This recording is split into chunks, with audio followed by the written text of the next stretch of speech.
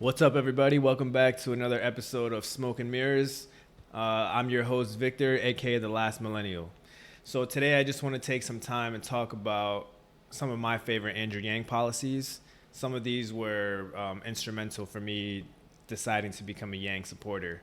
So originally I thought I wasn't going to talk about the freedom dividend because I feel like most people know about it, or anybody who knows Andrew Yang, but I decided I'm going to start off with the freedom dividend because A, it's his number one policy, and B, if someone's never heard about Andrew Yang and this is their first video that they ever see, they're going to need to know about the freedom dividend. So I'll start off with that. So the freedom dividend is Yang's universal basic income policy. He called it the freedom dividend because it polls better among Republicans and conservatives. You put the word freedom in front of the word, and that's what America is all about. It's about freedom. So the policy is every American adult over the age of 18 gets $1,000 a month from the federal government. There's no questions asked. You just get it. So why? There's a couple reasons. Number one, Andrew Yang's whole campaign is based on the fact that we're moving into a new era of our economy where millions of jobs are going to get automated away and replaced with like artificial intelligence and machines. And that's already happened. It's happened to manufacturing jobs already in the Midwest, which is why he always talks about the swing states that Donald Trump won, which is like Ohio, Wisconsin, Iowa, all those kind of states. So, and the second reason is the government in order to help poor people or people at the bottom of the social class, they have a bunch of programs like welfare, housing, all that kind of stuff. But the government is historically very inefficient in performing anything. So he's saying, let's cut out the middleman, let's take the government out of it, and if we put the resources directly into the hands of the American people, that will be a much more effective way to use the money to help the lower class. So Yang talks about the universal basic income as the solution, and people like Bernie talk about federal jobs guarantee. I'll do a separate video where I kind of talk about both of them, but I'm going to stick with Yang's policies for now. So one of the big questions that are raised, and fair enough, about the universal basic income is how do we do it? How do you pay for it? So there's a couple of answers that Yang gives. Number one, the big winners of our economy in this century are the tech companies like Amazon, Facebook, Google. And Amazon last year didn't pay any money in tax, federal tax, because they have a bunch of smart accountants that can find all the loopholes in the system. Because the federal tax system right now is income tax, which means, your profits. So as long as you can show on paper that you had just as many expenses as revenue, then you won't have to pay tax because you will have zero taxable income.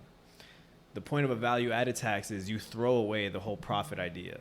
So you're saying every step in the supply chain that adds value, you're going to place a small toll on it. So like 10 cents here, 5 cents there. So like I'm trying to think of a good example. Take a car manufacturing company, for example. So they have the whole supply chain. They have to buy the raw materials to make the car, then they have to ship it to the factory to assemble the car, and then the car has to get shipped to a dealership in order to sell it. So if you think about all the steps in the supply chain, right? You buy the raw materials and you get them to the factory. The factory has a bunch of machines and robot arms that assemble the car. It's not people assembling the car anymore. So that's a job that A, was automated away, and B, that's a piece of the supply chain that would be taxed under the value-added tax, or where they just call it a VAT. So because that automation has added so much value and saved the company from paying wages to employees to do that task, that's considered a value-added instance in the supply chain. So let's say you put a 10% tax at that point in the supply chain, which would add to the company's cost.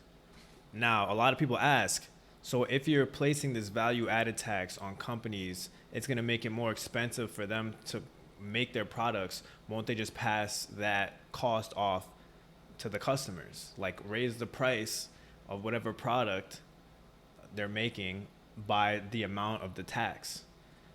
There is some truth to that, but Andrew Yang has said multiple times, and people don't say this on the news, that you can choose which products to place the value added tax on.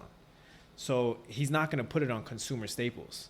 Like he's not going to put it on food. He's not going to put it on clothing. He's not going to put it on the things that Americans need. So for the average American, they're not going to feel that. This value added tax is going to be put on products that are considered luxury products. So ultimately it'll go on products that more like people with more money buy.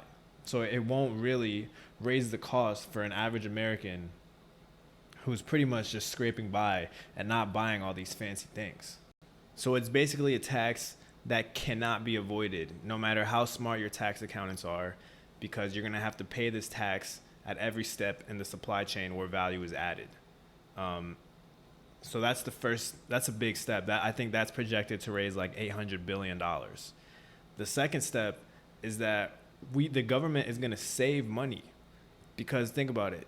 The freedom dividend, you have the option to choose between the freedom dividend or your current social welfare.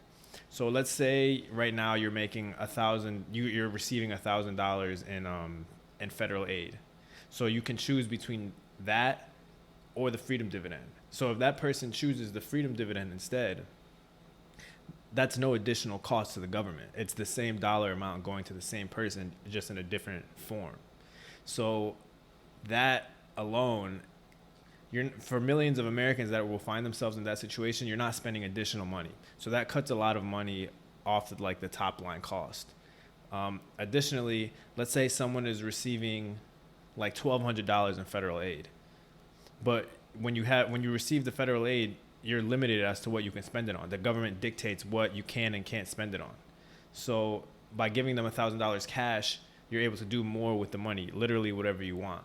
So many people might choose $1,000 in cash rather than $1,200 in federal aid from the government that's regulated.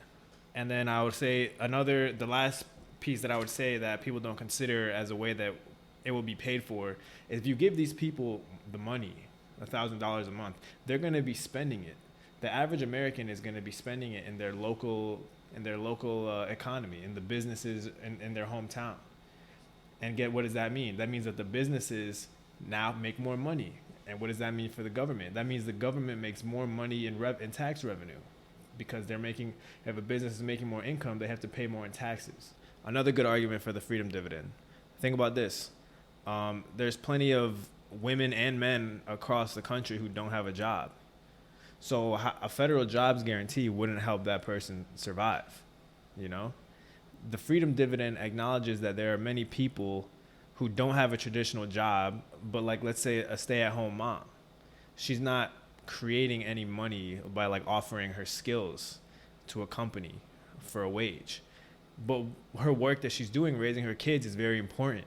The freedom dividend acknowledges the fact that she is a valuable member of our American society, and we don't want her to feel like she's not contributing in whatever way. So that dividend, A, acknowledges the work that she's doing, and B, gives her money to spend on her kids.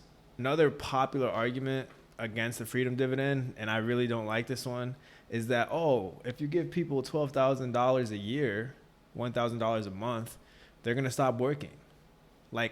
No. The poverty line in the United States is around $12,800. So the freedom dividend will bring somebody exactly a little bit below that number. That you can't thrive off of that much money, but you won't be homeless. It's not so much money that people will not be incentivized to work, but it's enough money that you're not fearing that you might get kicked out of your house next month, or that your kid is not going to eat, or you are not going to eat. It's like he says, it's a stepping stool. It's a leg up. It's a cushion to make us stop worrying and think in this mentality of scarcity that, there's just not enough to go around. There is enough to go around. This is the richest nation in the history of the world. And then here's another thing people say, well, isn't that socialism? No, it's not. Socialism means that the government controls the means of production. So that would mean that the government has complete control over, like, let's say farming or over like the power grid. But that's not the case. Private companies still have control over those. So it's still capitalism, but it's just capitalism where people don't start at zero. It's capitalism where people have a cushion that will hold them up at the most basic level of what it means to be a human. So I hope you guys enjoyed the video, and I clarified a little bit about the freedom dividend for you, ways that we can pay for it, some of the bigger arguments made against it. I'm going to be uploading more videos about some of my other favorite Andrew Yang policies outside of the freedom dividend.